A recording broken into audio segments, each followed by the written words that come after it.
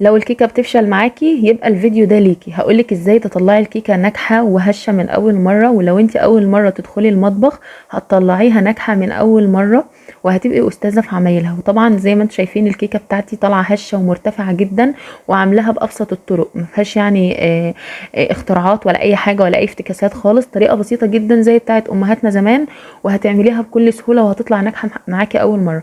اول حاجه طبعا القالب او الصينيه اللي احنا هنعمل فيها الكيكه لازم نبطنها بمسحه سمنه بلدي، وبصراحه السمنه البلدي افضل بكتير من الزيت، بتدي للكيكه طعم حلو جدا، او زبده. تمام. بعد كده بنحط معلقه دقيق وبنوزعها كويس جدا في الصينيه، علشان التبطين الصينيه ده هيخلي الكيك ما تلزقش معانا. تاني خطوه هنجيب المكونات الجافه بتاعتنا. انا عملت 4 كوبايات من الدقيق، انت ممكن لو حابه تعملي كميه اقل هتقسمي الكميه على 2، يعني كوبايتين دقيق. دول 4 كوبايات من الدقيق الفاخر الابيض، طبعا تستعملي نوع دقيق كويس جدا. ودي معلقه ونص من البيكنج باودر، او اللي هو كيس البيكنج باودر ال10 جرام. تمام. بعد كده هنقلب المكونات الجافه على بعضها، البيكنج باودر والدقيق، وهنركنهم على جنب. في بوله كبيره هنجيب 6 بيضات.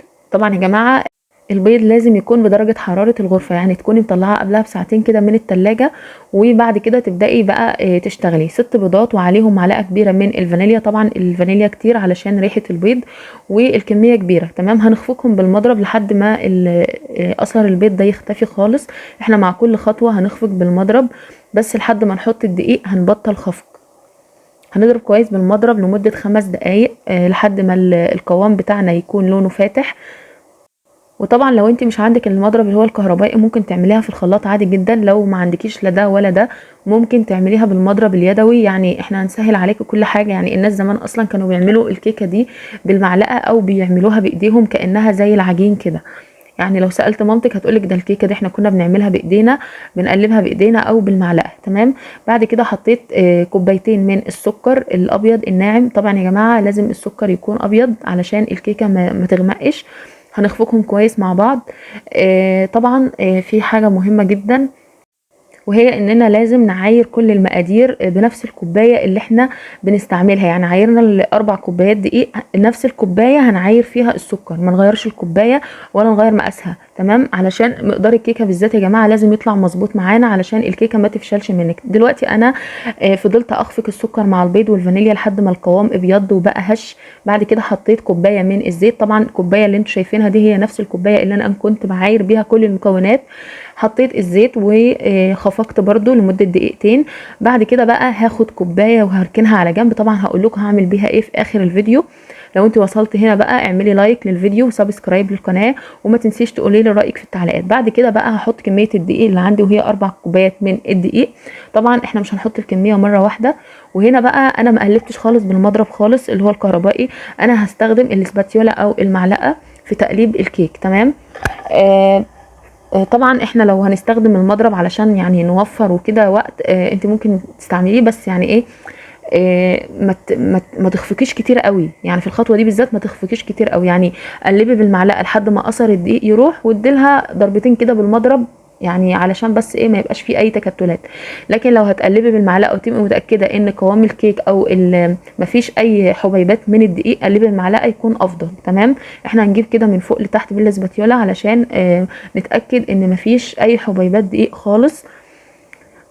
طبعا يا جماعه الفرن انا كنت مشغلاه قبلها، يعني وانا في الخطوه اللي هي بتاعه خفق البيض انا شغلت الفرن علشان يكون سخن لما اجي احط الكيكه بتاعتي. بعد كده بقى الكوبايه اللي انا شلتها من خليط الكيكه هحطها في بوله وهحط عليها ما يعادل معلقتين من الكاكاو اللي هو الخام الغير محلى. تمام. دي بقى هنعمل بيها الرسومات اللي كانت على وش الكيك اللي انتوا شفتوها في اول الفيديو. وطبعا خطوه اختياريه ما يعني مش مهمه خالص، بس يعني هي ممكن تفرق في الطعم وفي الشكل، ولو عندك اطفال هيفرحوا بيها جدا. هنقلب الكاكاو مع الخليط اللي احنا شلناه، وبعد كده هنديله ضربه بالمضرب.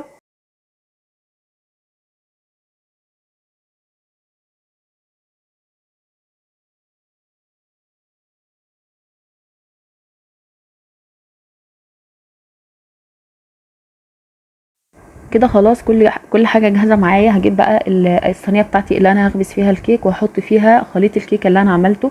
طبعا زي ما انتم شايفين الخليط بتاع الكيك ده تقيل جدا، هو مش تقيل قوي يعني، بس هو تقيل عن خليط الكيك اللي احنا نعرفه.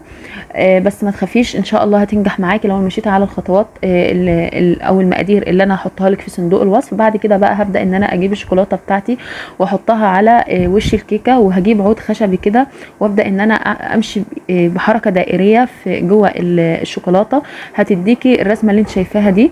وكمان لو كده حاولي تظبطيها اكتر. انا حطيتها في فرن ساخن مسبقا على درجه حراره 180 طبعا لمده 45 دقيقه. ما تفتحيش الفرن من قبل كده علشان الكيكه ما تهبطش منك. وزي ما انتم شايفين الكيكه هشه ومرتفعه جدا وما فيهاش اي تكتلات ولا فيها اي عجين ولا فيها اي حاجه.